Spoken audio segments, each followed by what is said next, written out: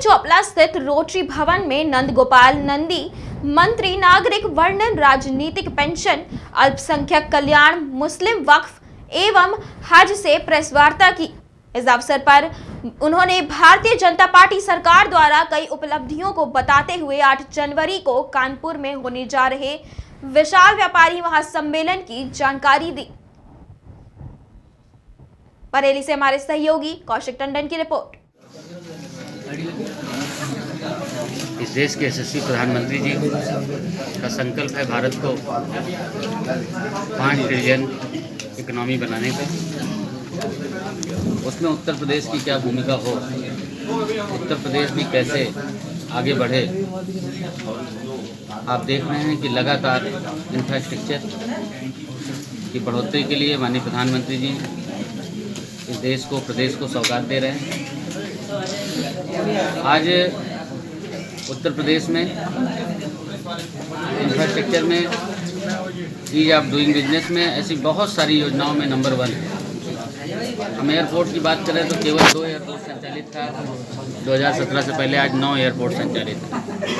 भारत का पहला राज्य होने का सौभाग्य प्राप्त हो रहा है उत्तर प्रदेश को, जहां 5 इंटरनेशनल एयरपोर्ट। तो आगाज 2017 जो कार्यक्रम है 8 जनवरी 2022 को,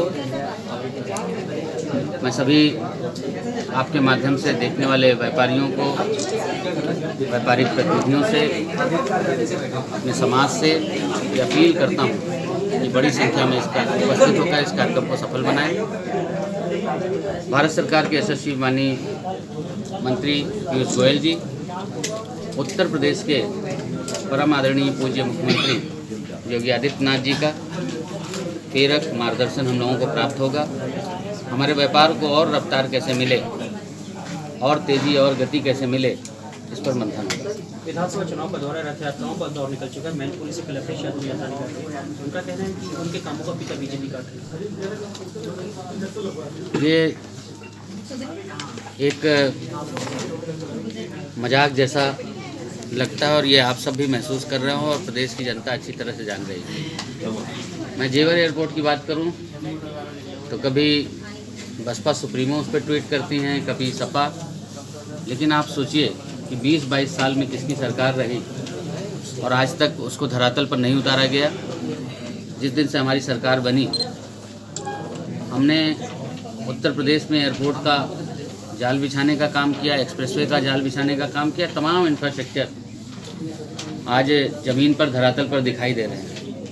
अखिलेश यादव बचकानी हरकत करते हैं, बचकानी बातें करते हैं, ये जग जाहिर है। अगर मैं कोरोना से जब पूरी दुनिया जूझ रही थी, हमारे भारत के वैज्ञानिकों ने, हमारे डॉक्टरों ने वैक्सीन ईजाद की, उस पर भी उन्होंने माखौल उड़ाने का काम किया उनका कि हम भाजपा की वैक्सीन है, नहीं लगाएंगे। मुलायम सिंह जी को धन्यवाद देता हूं कि उन्होंने अपने बेटे द्वारा लगाए गए भ्रम को दूर करने का काम किया और जाकर के वैक्सीन लगाई और भारत के वैज्ञानिकों का, उनके डॉक्टरों का सम्मान किया। अभी मैं एक जोक पढ़ रहा था, अगर किसी से ये पूछा जाए कि बहुत चालाक बेटा हो इसका कष्ट, तो कोई मुलायम सिंह से जाके पूछे, और बहुत मूर्ख बेटा हो तो इसका फर्क जाकर के कोई सोनिया गांधी से पूछे। तो ऐसी बचकानी हरकत जिन्होंने अपने पिताजी की कमाई हुई रकम पर, पिताजी की कमाई हुई गद्दी पर जाकर के बैठ गए, उन्होंने तो कुछ अपने से किया नहीं था, तो उनको कुछ पता नहीं है, तो वो ट्विटर, फेसबुक और वीडियो गेम खेलने में 5 साल निकाल दिए। और आज भी कभी ओसामा बिन लादेन को बता देंगे कि हमको वोट मिल जाए, कैसे मुस्लिम समाज का वोट हमें मिल जाए, इसके लिए कभी जिन्ना को आदर्श बताते हैं, तो कभी कैसे भी कुछ भी ऐसा बयान देते जैसे हमें मुस्लिम समाज का वोट मिल जाए। इस तरह की हरकतें करते हैं। इस प्रदेश की जनता ने अच्छी तरह से देखा है, इस देश की जनता ने अच्छी तरह से देखा है। 2014 के बाद लगातार अगर हम उत्तर प्रदेश की बात करें तो 2014 में भी प्रचंड बहुमत भारतीय जनता पार्टी को दिया है इस प्रदेश की जनता ने।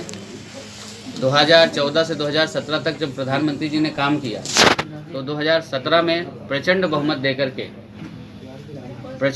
देकर के उत्तर प्रदेश में एक केक की स्लाइस, जैसे हैप्पी बर्थडे का केक काटते हैं गोल, विधानसभा है ऐसी गोल, एक स्लाइस में सपा बसपा और कांग्रेस है, बाकी पूरे में बीजेपी। 2017 के बाद लगातार माननीय प्रधानमंत्री जी ने, माननीय मुख्यमंत्री जी ने काम किया, ये डबल इंजन की सरकार ने काम किया। तो 2019 में भी हमारा वोट का प्रतिशत बढ़ा और प्रचंड बहुमत के साथ आए। लोग कहते थे सपा बसपा इकट्ठा हो जाएगी तो बड़ा गजब हो जाएगा, और यूपी को साथ पसंद है। ये भी आपने देखा कि सपा और कांग्रेस इकट्ठे हो लिए, बसपा और सपा इकट्ठे हो लिए। इस प्रदेश की जनता अच्छी तरह से जान चुकी है हमारा हित कहाँ है, इस प्रदेश का भला कौन कर सकता है।